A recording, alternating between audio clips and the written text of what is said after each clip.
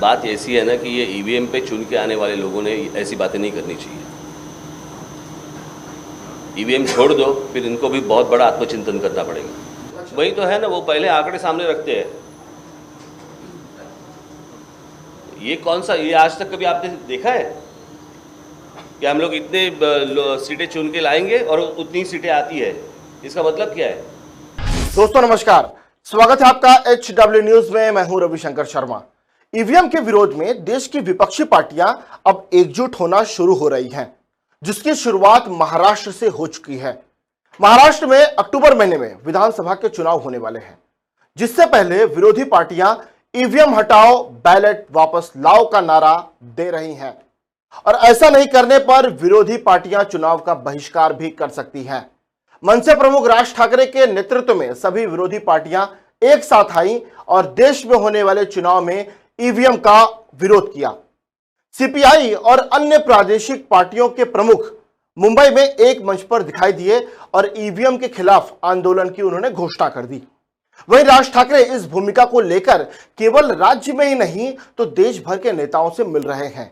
बुधवार को उन्होंने कोलकाता में मुख्यमंत्री ममता बनर्जी से मुलाकात की और ईवीएम को लेकर महाराष्ट्र में होने वाले आंदोलन में शामिल होने का न्योता दिया। इससे एक बात तो तय है कि महाराष्ट्र में होने वाले विधानसभा चुनाव में विरोधी पक्ष ईवीएम के खिलाफ आक्रामक भूमिका इख्तियार करने जा रहे हैं। इससे पहले महाराष्ट्र की राजनीति में यह तस्वीर कभी देखने को नहीं मिली। राज ठाकरे, अजित पवार, बालासाहेब थोरात, छगन भुजबल, राजू शेट्टी जैसे तमाम विपक्षी दल के नेता एक साथ एक मंच पर आए और उन्होंने ईवीएम का विरोध किया। विपक्षी पार्टियों का मानना है कि लोकसभा चुनाव में मिली हार उनकी नाकामी नहीं तो ईवीएम से मिली धोखाधड़ी का नतीजा है। विरोधी मानते हैं कि जब पूरी दुनिया में ईवीएम का इस्तेमाल नहीं हो रहा है तो सिर्फ भारत में ही क्यों हो रहा है। राज ठाकरे ने कहा कि मैंने चुनाव आयोग से पूछा कि इस मशीन की जान जिस चिप में है वह चिप कहां बनती है, तो जवाब में बताया गया कि अमेरिका में बनती है। अब अमेरिका ने खुद इस मशीन का इस्तेमाल बंद कर दिया है तो फिर भारत क्यों कर रहा है? ये पूरे देखा जाए तो पूरी दुनिया में इस मशीन के बारे में लोग कहते हैं और जहाँ पे ये बहुत बड़े जो देश हैं, कम से कम 80% से लेकर 90% तक पूरी दुनिया में सारे देशों ने ये मशीन सब बंद कर दिए हैं और बैलेट पेपर पे उनके यहाँ वोटिंग हो रहा है। बीच में मैं इलेक्शन कमिश्नर को मैंने दिल्ली में उनके साथ बात की थी, तब मैंने उनको यही पूछा था कि ये मशीन बनता कहाँ है, तो उन्होंने कहा था यहाँ वहाँ बनता है। तो फिर मैंने उनको पूछा था कि लेकिन इसका जो आत्मा है वो अंदर की चिप है, वो चिप कहाँ पे बनती है? तो 3 ही देश है, एक जापान है, एक नीदरलैंड है और एक यूएस है। तो उन्होंने कहा था कि ये चिप यूएस से आती है। यानी कि जिस अमेरिका में इस मशीन के बारे में लोगों के मन में एक संदेह है, वहाँ पे एक बहुत बड़ी कंट्रोवर्सी चल रही है इस मशीन के बारे में। वहाँ से हमारे यहाँ चिप आ रही है, उसमें क्या फीड किया गया है किसी को मालूम नहीं है। हम लोग बटन दबा रहे हैं और इलेक्शंस हो रहे हैं, कोई चुन के आ रहा है। यानी मैं ये पहली मैं इलेक्शन देख रहा हूँ जहाँ पे जो चुन के आया है वो उसे भी और जो हारा है उसे भी, इन दोनों को सदमा पहुँचा है कि मैं हारा कैसे और जो जीता है उसे समझ में नहीं आ रहा मैं जीता कैसे। इस मुद्दे को लेकर राज ठाकरे ने केंद्रीय चुनाव आयोग के चीफ कमिश्नर से भी मुलाकात की और बैलेट के जरिए चुनाव करने की मांग की। लेकिन राज ठाकरे का कहना था कि ईवीएम के मामले में सुप्रीम कोर्ट से लेकर चुनाव आयोग तक से उन्हें न्याय मिलने की कोई उम्मीद नहीं है और इसलिए वो विरोधी पार्टियों को एक करने की कोशिश में जुटे हुए हैं। राज ठाकरे कहते हैं कि मुझे चुनाव आयोग से न्याय मिलने की कोई उम्मीद नहीं है, तभी हम सब एक होकर इसका विरोध कर रहे हैं। ये आंदोलन किसी एक पार्टी के झंडे के तले नहीं होगा तो देश के लोकतंत्र को बचाने के लिए देश के तिरंगे के साथ किया जाएगा ये आंदोलन। कांग्रेस, एनसीपी और अन्य पार्टियों के नेताओं का भी यही कहना है कि ईवीएम के झोल ने विपक्ष का खेल खराब कर दिया है। ईवीएम पर हमें विश्वास नहीं, तो ऐसे में इन चुनाव प्रक्रिया पर हमारा विश्वास बना रहे, इसलिए सरकार और चुनाव आयोग को ईवीएम के बजाय बैलेट पर चुनाव कराने चाहिए। राज्य के पूर्व उप मुख्यमंत्री अजित पवार कहते हैं कि हमने इसका विरोध पहले भी किया था, लेकिन ना चुनाव आयोग और ना ही सुप्रीम कोर्ट में ठीक से सुनवाई हुई। पूरा देश ईवीएम पर सवाल खड़े कर रहा है, तो फिर भारतीय जनता पार्टी ईवीएम के बजाय बैलेट पर चुनाव करने के लिए राजी क्यों नहीं हो रही है? बीजेपी को जीत पर अगर इतना ही आत्मविश्वास है तो वह बैलेट पर चुनाव लड़कर दिखाए।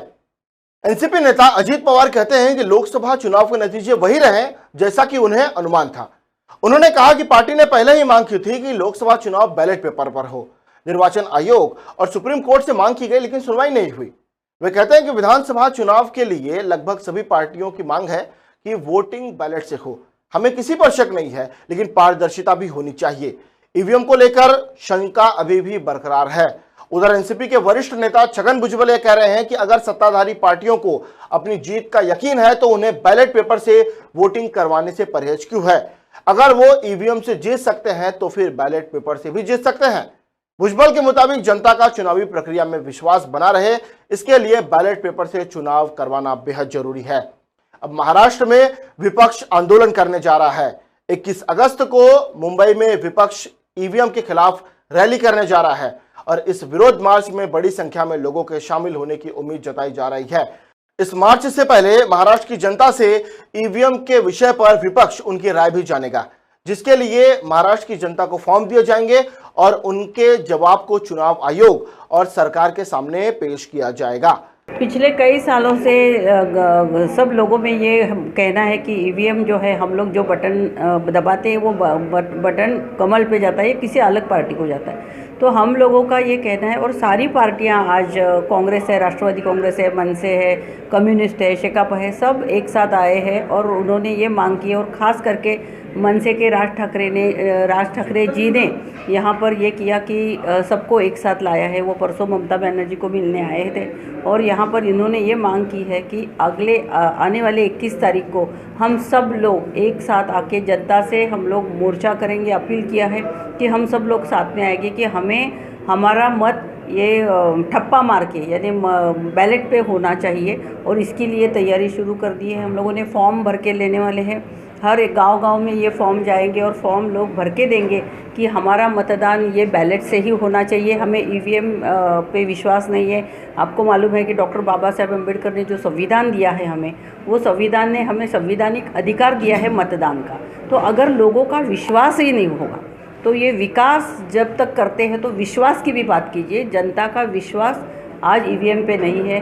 हम लोग चाहते हैं कि हमारा मतदान ये मतपत्रिका बैलेट पे ही होना चाहिए, और इसके लिए सारे राजकीय दल और सब लोग एक साथ हो जाए और 21 तारीख के मोर्चा में सब लोग सहभाग करें। वहीं अगर आंदोलन के बाद भी बैलेट पर चुनाव नहीं कराए जाते हैं तो विपक्ष विधानसभा चुनाव के बहिष्कार करने की रणनीति भी बना सकता है, जो देश की राजनीति में एक बड़ा कदम होगा। चुनाव बहिष्कार के मसले पर राज ठाकरे कहते हैं कि पहले आंदोलन होगा, उसके बाद भी ईवीएम नहीं हटाया जाता है तो अगली रणनीति पर विचार किया जाएगा। हम सब एक साथ हैं तो चुनाव बहिष्कार का फैसला भी सभी से सलाह मशवरा करने के बाद ही लिया जाएगा। अगली रणनीति जल्द ही तय की जाएगी। अक्टूबर में महाराष्ट्र में विधानसभा के चुनाव होने वाले हैं और सभी पार्टियों ने इसके लिए तैयारियां शुरू कर दी हैं। चंद हफ्तों पहले तक लग रहा था कि इन चुनावों में अकालग्रस्त किसानों की समस्याएं सबसे बड़ा मुद्दा होंगी। किसानों को रिझाने के लिए राज्य के ग्रामीण इलाकों तक सभी पार्टी के जो नेता है वो पहुंचेंगे, लेकिन इस वक्त इन सारे मसलों को देखकर लग रहा है कि जो विपक्षी है वह ईवीएम पर खासा आक्रामक है, नाराज है। और इन्हीं सबके बीच में बीजेपी ने भी अपनी तैयारी तेज की है। महाराष्ट्र के मुख्यमंत्री देवेंद्र फडणवीस राज्य भर में अपना रथ लेकर घूम रहे हैं और किसानों से मिल रहे हैं, आम जनता से मिल रहे हैं, लेकिन इस बीच मुद्दा बन चुका है ईवीएम का। वहीं विपक्ष की इस एकता को बीजेपी ने हार के पहले रोना करार दे दिया है। राज्य के मुख्यमंत्री देवेंद्र फडणवीस से कहते हैं कि ईवीएम के भरोसे सभी पद का उपयोग किया तब ईवीएम नहीं दिखा। ईवीएम पर रोना ऐसा हुआ जैसे वर्ल्ड कप में हारने के बाद टीम को कहा जाए कि अंपायर हमारे साथ नहीं था। 2014 लोकसभा विधानसभा चुनाव में मिली हार के बाद राज ठाकरे की पार्टी अस्तित्व की लड़ाई लड़ रही है और संजीवनी की तलाश में है। ऐसे में राज ठाकरे कांग्रेस, एनसीपी और दूसरे विरोधी पार्टियों के जरिए राजनीतिक जमीन तलाश रहे हैं। तभी से अलग भूमिका लेकर राज ठाकरे दूसरी पार्टियों तक भी पहुंच रहे हैं। गौरतलब है कि इस वक्त महाराष्ट्र की विपक्षी पार्टियों में दल बदल की वजह से हड़कंप मचा हुआ है। कांग्रेस और एनसीपी के कई दिग्गज नेता हाल ही में बीजेपी और शिवसेना में शामिल हो चुके हैं, जिनमें आधा दर्जन से अधिक मौजूदा विधायक और 50 से ज्यादा नगर सेवक शामिल हैं। आशंका जताई जा रही है कि आने वाले चंद दिनों में कई और बड़े विपक्ष के जो चेहरे हैं वह शिवसेना बीजेपी का दामन थाम सकते हैं। ऐसे में ईवीएम विरोध के जरिए विपक्ष अपनी मौजूदगी बरकरार रखने की कोशिश में जुटा हुआ है। दरअसल 40 साल पहले बाल ठाकरे ने कांग्रेस के विरोध में और हिंदुत्व का चेहरा बताकर बीजेपी को महाराष्ट्र में साथ लिया था।